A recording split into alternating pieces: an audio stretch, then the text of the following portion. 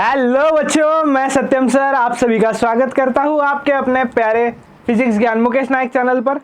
तो चलो हम लोग मोशन इन प्लेन पढ़ रहे थे। तो मोशन इन प्लेन में हम लोगों ने लास्ट लेक्चर्स में 2D मोशन शुरू कर दिया था।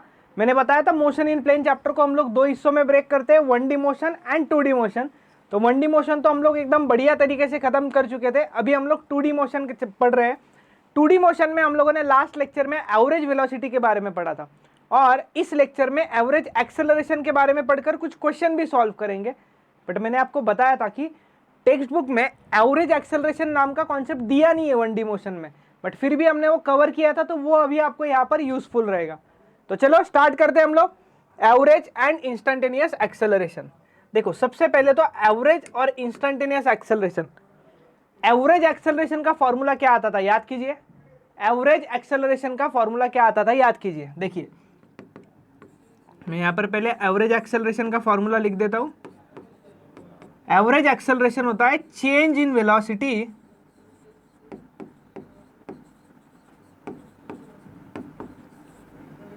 Divided by change in time. Change in velocity divided by change in time. चलो ठीक है, ओके सर। देन यहां पर चेंज इन वेलोसिटी मतलब क्या, फाइनल माइनस इनिशियल, इसे ही हम लोग चेंज कहते थे। और टाइम जितना लगा है, जिस पीरियड में हमें एक्सेलरेशन एवरेज निकालना है, उस पीरियड को हम लोग change in time t2 minus t1 करेंगे। देखिए अभी ध्यान दीजिएगा, average acceleration is defined as rate of change of velocity. Acceleration मतलब क्या होता है, simply rate of change of velocity होता है, ये हमें पता है। जो एक्सेलरेशन का यूनिट होता है वही एवरेज एक्सेलरेशन वगैरह का भी होगा, जैसे कि मीटर पर सेकेंड स्क्वायर। देखो for a particular time interval, मतलब इस टाइम इंटरवल की बात की जा रही है। Average acceleration is defined as change in velocity for that particular interval. Average मतलब क्या, पूरे थ्रू आउट मोशन नहीं पूछ रहा है एक्सेलरेशन, सिर्फ उस पर्टिकुलर टाइम इंटरवल में पूछ रहा है, ठीक है। तो अभी इसके फॉर्मूले वगैरह पर भी जाएंगे हम लोग। इंस्टेंटेनियस तो बाद में देखेंगे, इंस्टेंटेनियस बहुत ईजी होता है, आपको भी पता है।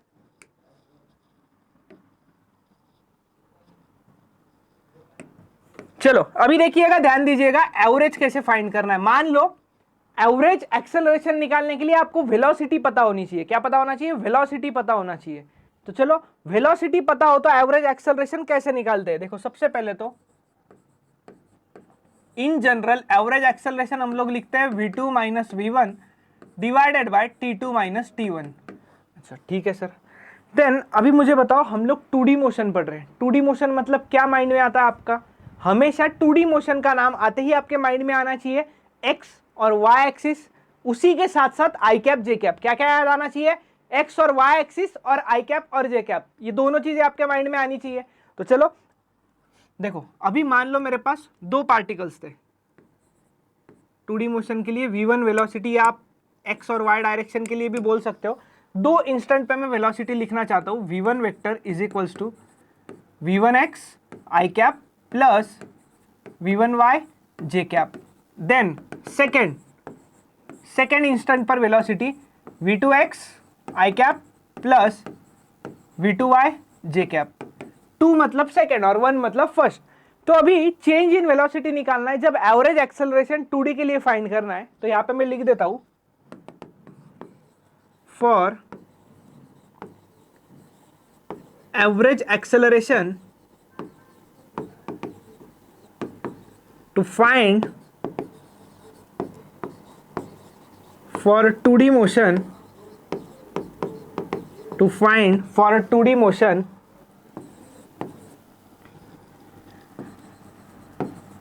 we have to consider x and y axis। क्या कंसिडर करना है हमें कंसिडर करना है x and y axis। चलो ठीक है, X and Y axis consider करेंगे तो लिखेंगे कैसे, अभी देखिएगा, बहुत इजी है लिखना इसे। देखो एवरेज एक्सेलरेशन वेक्टर में लिखेंगे तो हमें एक कंपोनेंट हमारा आई कैप आएगा प्लस दूसरा कंपोनेंट हमारा क्या आएगा बेटा, दूसरा कंपोनेंट हमारा आएगा जे कैप।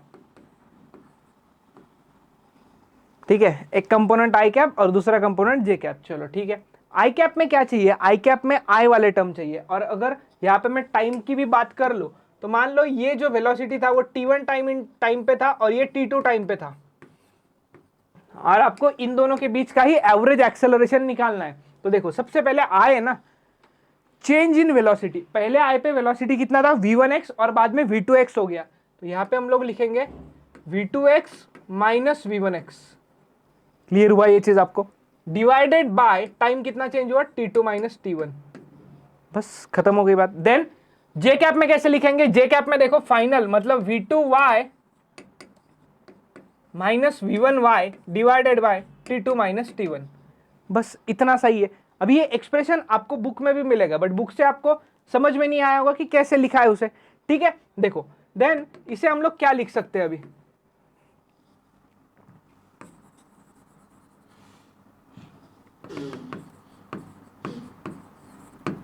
इसे हम लोग लिख सकते हैं अभी, ये जो वेलोसिटी मैंने लिखा है v2x minus v1x divided by t2 minus t1, तो ये हमने x एक्सिस में निकाला है, तो मैं इसे एवरेज एक्सेलरेशन बोल सकता हूं, ए एवरेज इन x डायरेक्शन, बराबर है।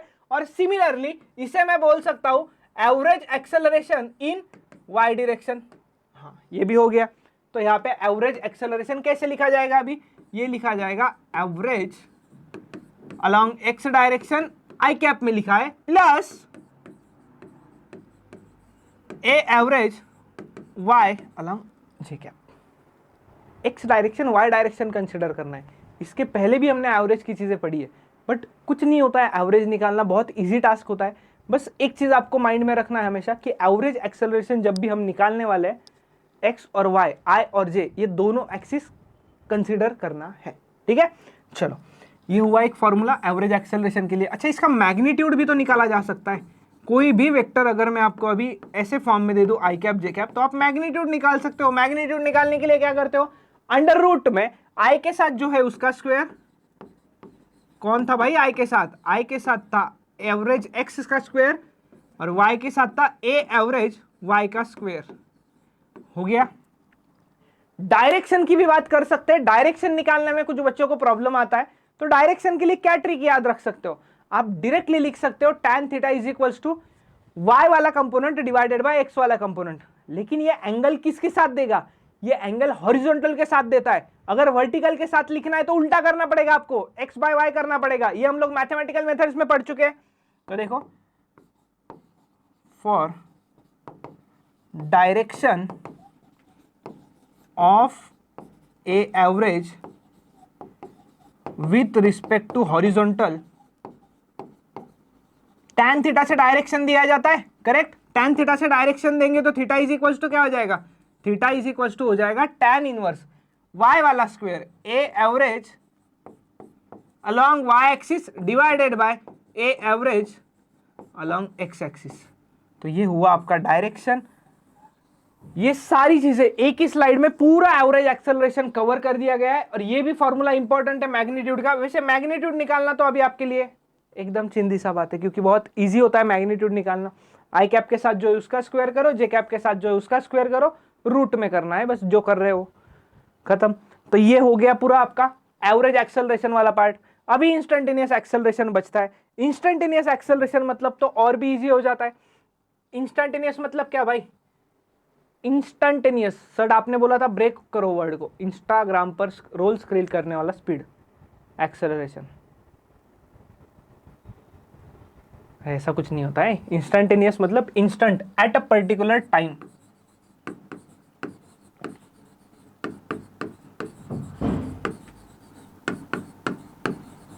एट अ पर्टिकुलर टाइम और इंस्टेंट, ठीक है। चलो, it is the acceleration at any instant and is defined as the limiting value of average acceleration when the time interval delta T becomes very small.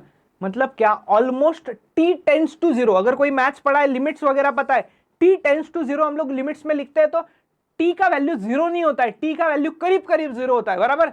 तो वैसे ही यहां पर हमें जब इंस्टेंटेनियस एक्सेलरेशन लिखना है तो हम लोग डेरिवेटिव ले लेते हैं, करेक्ट। देखो जैसे एवरेज में रेंज होता था एक, इंस्टेंटेनियस में क्या होता है?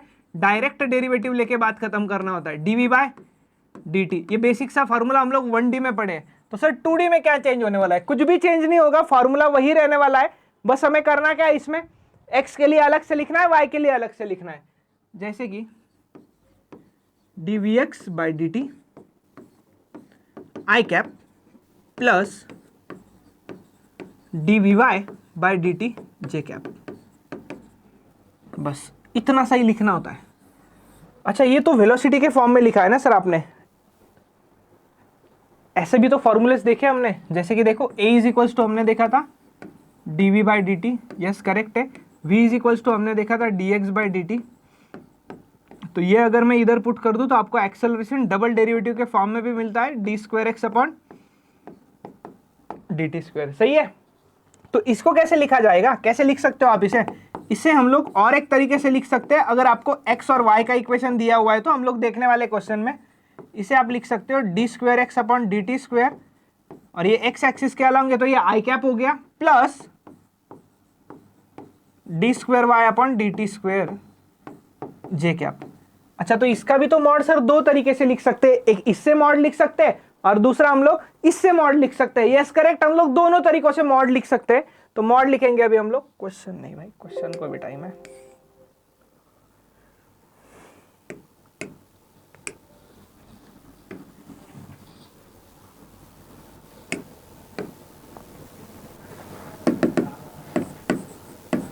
Magnitude of instantaneous acceleration, magnitude लिखना इजी है। क्या करते हैं हम लोग, d we x by D t का square plus D we Y by D t का स्क्वायर हो गया। एक और तरीका होता है इंस्टेंटेनियस लिखने का, बट ये आपको बहुत ज़्यादा रिकमेंड नहीं करूंगा क्योंकि बच्चे कंफ्यूज हो जाते हैं स्क्वायर वगैरह में क्या करना होता है। देखो D square x upon D T square तो आई कैप के साथ का कोएफिशिएंट हुआ ना बेटा, देखो आई कैप के साथ का कोएफिशिएंट हुआ, इसका अलग से स्क्वायर करना पड़ता है। तो ये स्क्वायर इनबिल्ट है मैग्नीट्यूड के लिए, plus D square Y upon D T square ये स्क्वायर। ठीक है, चलो उम्मीद है ये चीज क्लियर हो गया होगा आप लोगों को। चलो ध्यान दीजिएगा अभी, ये तो हो गया। Then for a direction, direction मतलब थीटा फाइंड करना होता है। थीटा मतलब हम लोग लिखते हैं tan इनवर्स ऑफ y के साथ जो है वो j के साथ जो है उसका स्क्वायर, j के साथ जो है वो j के साथ कौन है D we Y by D T divided by D we x by D T हो गया। और ये डायरेक्शन जो है ना विथ रिस्पेक्ट टू हॉरिजॉन्टल, ये भूलिएगा मत, क्योंकि आप थोड़ा भी गड़बड़ कर दोगे, इसे वर्टिकल लिख दोगे तो आपका पूरा क्वेश्चन गलत हो जाएगा। ठीक है, चलो इसे और एक तरीके से लिखा जा सकता है, इसके टर्म्स में भी लिखा जा सकता है ना।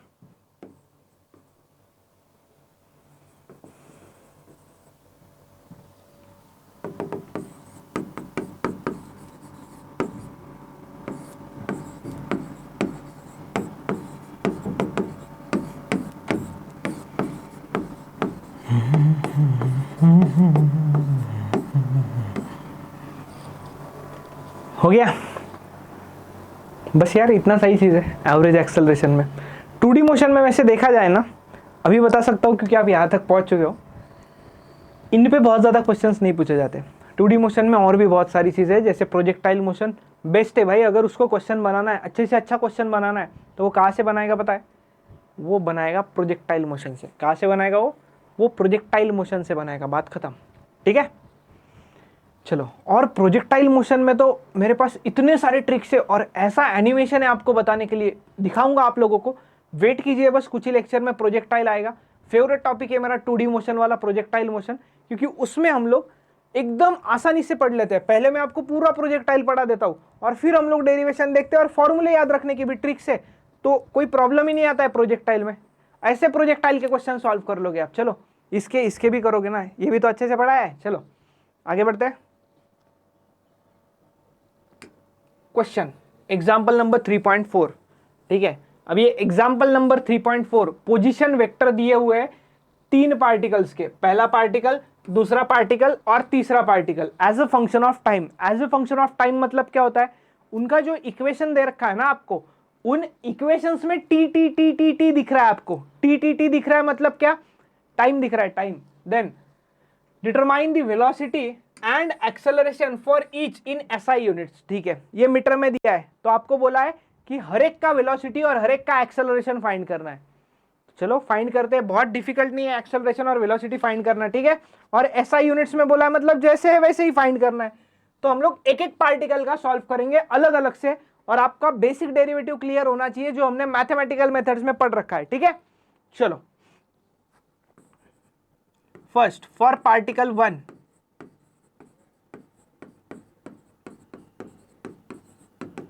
पार्टिकल 1 का पोजीशन वेक्टर क्या दे रखा है आपको, x1 vector is equals to 5i cap plus 5j cap, ये किस में, मीटर में, ठीक है। अभी इससे वेलोसिटी और एक्सेलरेशन निकालना है, कौन सी, हाँ सर ये तो दिया ही नहीं एवरेज इंस्टेंटेनियस है, हाँ इसी चीज के बारे में बताता हूँ। क्वेश्चन में अगर क्लियरली मेंशन किया हुआ है कि आपको एवरेज वेलोसिटी या एवरेज निकालना है तो ही एवरेज पे जाना है, कुछ भी नहीं मेंशन किया है, मतलब ये फॉर ग्रांटेड है, टेकन है कि आप इंस्टेंटेनियस ही निकालोगे, ठीक है। क्या निकालोगे, ओनली इंस्टेंटेनियस निकालोगे, ये फॉर ग्रांटेड है, मतलब आपको इसमें ज्यादा सोचने का जरूरत नहीं पड़ेगा बहुत, ठीक है। चलो सॉल्व करते हैं इसे हम लोग। पहले वेलोसिटी निकालना है तो मैं v1 वेक्टर बोल देता हूं, और v1 मतलब क्या होता है, अब ये वाला लेने वाले तो dx वेक्टर बाय dt, ध्यान दीजिएगा d बाय dt लिख देता हूं, यहां पे आएगा 5i cap plus 5j cap. अच्छा मतलब हमें क्या करना पड़ेगा, ये 5 का डेरिवेटिव लेना पड़ेगा और अगले 5 का भी, अरे यार 5 तो कांस्टेंट है ना। और एक चीज अभी नोटबुक में लिख लो, मैथमेटिकल मेथड्स में नोट्स बनाए होंगे वहां पे लिखो, या इधर लिखो कि क्या, derivative of constant is always zero.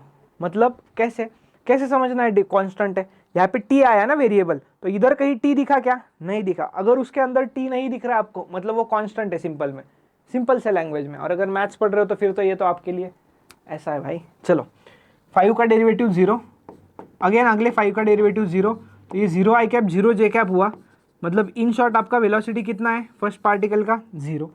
अरे भाई वेलोसिटी ही जीरो है तो एक्सेलरेशन क्या आएगा, जीरो ही आएगा।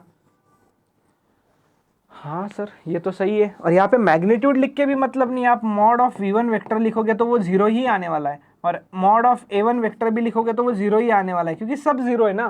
किसका रूट में लेके स्क्वायर करोगे यार, जीरो का, टाइम वेस्ट करोगे आप बस। तो ये फर्स्ट पार्टिकल हमारा खत्म हो गया। चलते हैं सेकेंड पार्टिकल पर, सेकेंड पार्ट।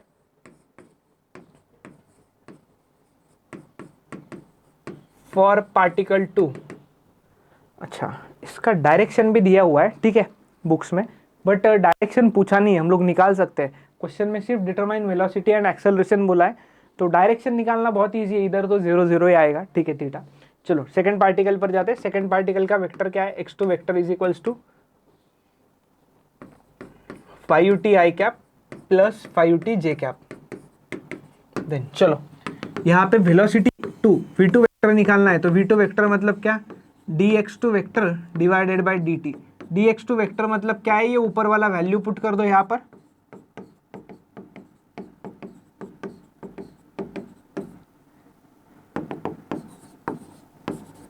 चलो देखिए ध्यान दो, आई कैप के साथ 5t है, जे कैप के साथ भी 5t है, अभी जीरो नहीं होगा डेरिवेटिव, पिछले जैसा नहीं है, आपको कंपेयर हो रहा है और डेरिवेटिव भी बेसिक क्लियर हो रहा है। 5 तो कांस्टेंट है, बट t का डेरिवेटिव, x का डेरिवेटिव क्या होता है, 1 होता है, x⁻n वाला फॉर्मूला यूज करके, तो वैसे ही t का डेरिवेटिव भी 1, तो ये आपका आएगा 5i cap plus 5j cap, खत्म हो गया।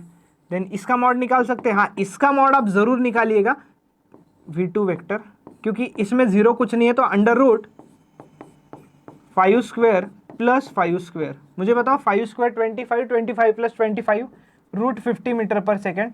इसे आप सिंप्लीफाई भी कर सकते हो, इसे सिंप्लीफाई करके आप 5√2 भी लिख सकते हो, ये तो बेसिक सा मैथ्स है। हाँ सर ये तो हो गया। इसका डायरेक्शन भी आप निकाल सकते हो, इसका डायरेक्शन कैसे निकालोगे, tan इनवर्स ऑफ वेलोसिटी का डायरेक्शन अगर निकालना है तो ये हो जाएगा 5/5, तो ये 5/5 मतलब tan इनवर्स ऑफ कितना आएगा, 1 आएगा, और ये tan इनवर्स 1 मतलब 45 degree with respect to horizontal दे रहा है। चलो अभी सेकंड पार्ट पूरा नहीं हुआ, सेकंड पार्ट में अभी एक्सेलरेशन बचा है ना, इतना छोटा सा भी नहीं है, ठीक है। बहुत सब मतलब क्वेश्चन थोड़ा सा लेंदी है, बट क्वेश्चन कॉन्सेप्ट क्लियर करने वाला है।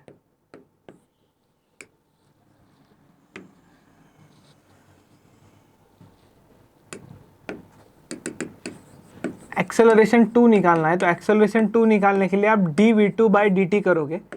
v2 कितना आया है सर, अभी लिखा था, मैं आपको बताता हूँ, v2 हमारा आया था 5i cap plus 5j cap, हाँ करेक्ट। देन अभी यार a2 वेक्टर डायरेक्ट लिख दूं क्या, 0 आई कैप प्लस 0 जे कैप। सर कैसे डायरेक्ट लिख दिया? अरे भाई 5 इधर टी नहीं है ना अंदर, टी है क्या इधर अंदर? नहीं, इधर टी है ही नहीं, अंदर टी है ही नहीं, तो कांस्टेंट हो गया। कांस्टेंट मतलब क्या? डेरिवेटिव 0 होता है भाई, 0। चलो देन थर्ड पार्ट सॉल्व करते हैं। For particle 3,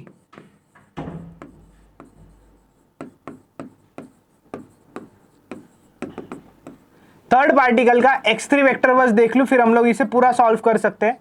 x3 vector 5t i cap plus 10t j square, 10t j cap. चलो अभी क्या फाइंड करना है? पहले हम लोग v3 फाइंड करेंगे। v3 कैसे फाइंड करना होता है? हमें पता है dx3 डिवाइडेड बाय dt, मतलब जो अभी हमने x3 का इक्वेशन लिखा है उसे हमें क्या करना पड़ेगा? डिफरेंशिएट करना पड़ेगा।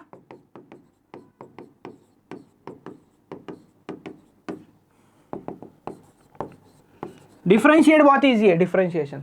5t का डेरिवेटिव क्या? अभी पीछे देखा वैसे ही सेम, 5t का डेरिवेटिव 5 आएगा, और 10t स्क्वायर का डेरिवेटिव 10t स्क्वायर, 10 कांस्टेंट को थोड़ी देर साइड रखो, t स्क्वायर का डेरिवेटिव आता है 2t, 2t आता है, तो 10 इंटू 2t मतलब 20t। हाँ सर हो गया। सर t का वैल्यू, अगर वो बोलता 2 सेकेंड पे बताओ वेलोसिटी, तो t का वैल्यू 2 पुट करते।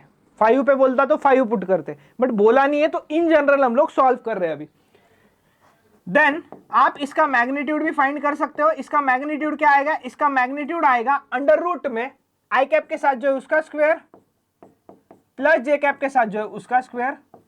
हो गया। इसे सिंप्लीफाई यस कर सकते हैं, 25 प्लस 400 टी स्क्वायर, खत्म। ये क्या हुआ आपका? ये आपका मॉड हुआ। अच्छा डायरेक्शन भी निकाल सकते हैं क्या? यस, आप इसका डायरेक्शन निकाल सकते हो। इसका डायरेक्शन क्या आएगा? देखो v3 वेक्टर आपका ये आया है, तो इसका डायरेक्शन आएगा 20t divided by 5। 20t divided by 5 मतलब क्या? 4t, खत्म। देन एक्सेलरेशन, a3 वेक्टर निकालना है, तो a3 वेक्टर क्या हो जाएगा? dv3 vector divided by d3। v3 vector just हमने अभी निकाला हुआ है, वैल्यू पुट कर दो, 5t i cap 5i plus 20t J cap. हाँ अभी इधर 0 नहीं हो रहा है, देखिए ध्यान दीजिएगा। 5 का डेरिवेटिव 0 आई कैप प्लस 20t का डेरिवेटिव 20 जे कैप, तो ये हुआ आपका a3 वेक्टर बराबर। मॉड निकालना है, मॉड निकालोगे अंडर रूट में 0 स्क्वायर प्लस 20 स्क्वायर, तो ये आप जब सॉल्व करोगे ना तो ये आपको कितना मिलेगा? 20, और सब एसआई में चल रहा है तो मीटर पर सेकेंड स्क्वायर। जैसे कि ये जो वैल्यू आपने निकाला है ना, ये वैल्यू मीटर पर सेकेंड, ये भी मीटर पर सेकेंड, और ये तो 0 ही है, तो कोई सवाल ही नहीं आता है उसका। Then tan inverse 20 divided by 0, 20 by 0 मतलब tan inverse anything divided by 0, anything divided by 0 infinity. और tan इन्फिनिटी मतलब 90 डिग्री, मतलब हॉरिजॉन्टल के साथ 90 डिग्री बना रहा है ये चीज। उम्मीद है आपको पूरा क्वेश्चन समझ में आया। बुक में इतने ही इसमें सॉल्व करके दिया है उसको, ठीक है। और तो और एंगल भी नहीं दिख रहा है मुझे सॉल्व किया हुआ हर एक इसमें, कुछ इसमें किया कुछ इसमें नहीं किया। यस चलो, तो उम्मीद है आपको मजा आया होगा इस लेक्चर में। तो इसके आगे का पार्ट हम लोग अगले लेक्चर में कवर करेंगे। टिल देन वीडियो को लाइक कीजिएगा, शेयर कीजिएगा अपने दोस्तों तक, और कोई डाउट वगैरह होगा तो आप कमेंट कर सकते हो। बाय बाय, टेक केयर, मिलेंगे अगले लेक्चर में।